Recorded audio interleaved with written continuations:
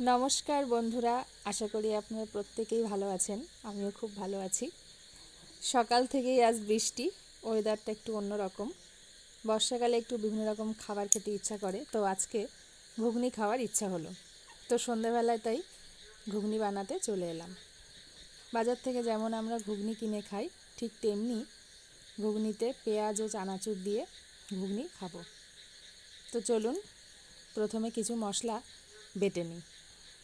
প্রথমে আমি জিরে আর শুকনো লঙ্কা বেটে নিচ্ছি।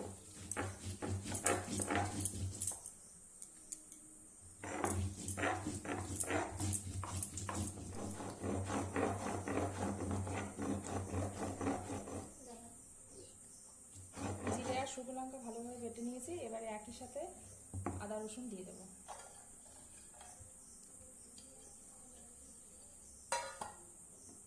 আদা রসুনটা একসাথে বেটে নেব।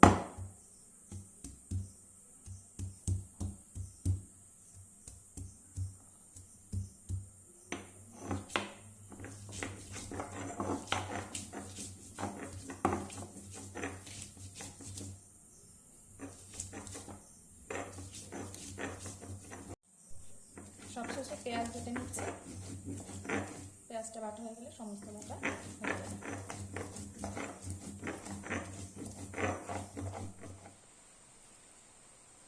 কড়াইতে সর্ষের তেল দিয়ে দিয়েছি, তেলটা ভালোভাবে গরম হয়ে গেছে। এবার আমি ফোড়নের জন্য নিয়েছি সাদা জিরে,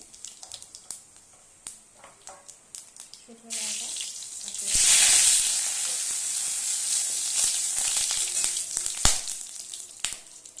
একটা মাঝারি মাপের আলু কেটে নিয়েছি।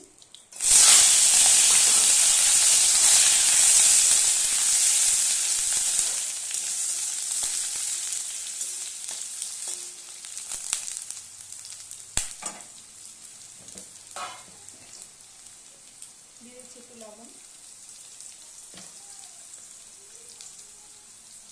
দিয়ে দিচ্ছি একটু হলুদ।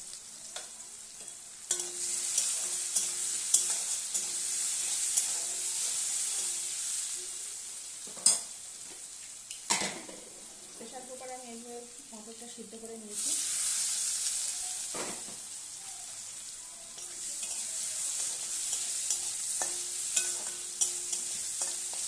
আলুটা একটু লাল লাল হয়ে গেলে মশলাগুলো দিয়ে দেবো।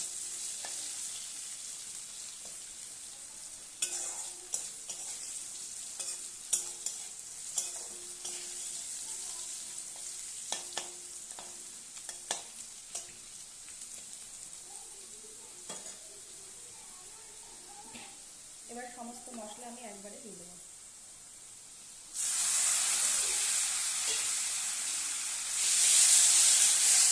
ভালোভাবে মশলাটা কষিয়ে মটরটা দিয়ে দেবো।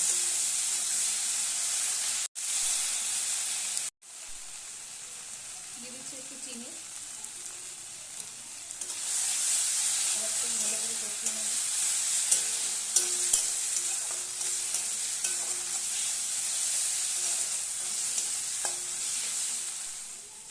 প্রায় 5-6 মিনিট ধরে আমি মশলাটা ভালোভাবে কষিয়ে নিয়েছি। এবার আমি সিদ্ধ করা মটরটা দিয়ে দেবো। সিদ্ধ করা মটরটা দিয়ে দেবো।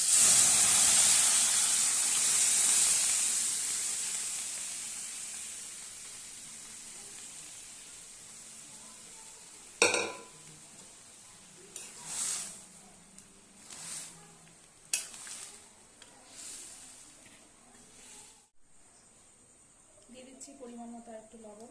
লবণটা যেহেতু আগে থেকে দেওয়া ছিল। দিয়ে দিচ্ছি একটু হলুদ।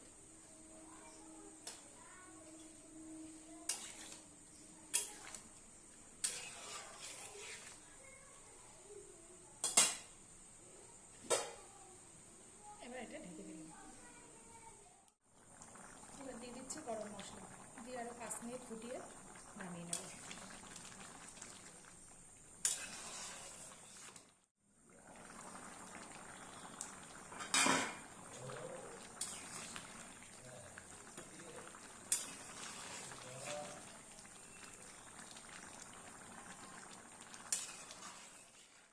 ঘুগনিটা আমি পেঁয়াজ কুচি, লঙ্কা কুচি, তারপরে চানাচুর আর লেবুর রস দিয়ে নিয়ে এসেছি খাওয়ার জন্য।